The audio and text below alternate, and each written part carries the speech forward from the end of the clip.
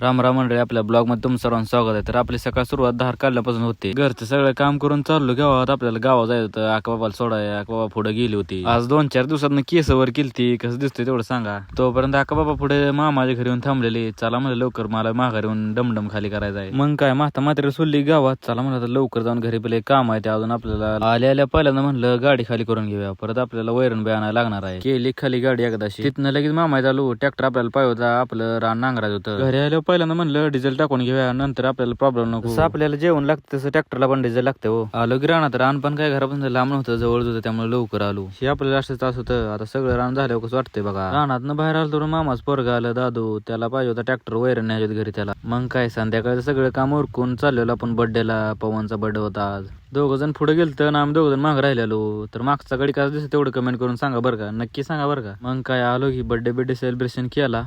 तर भावांनो कसा वाटला ब्लॉग कमेंट करून नक्की सांगा आणि फॉलो पण करा. जय शिवराय.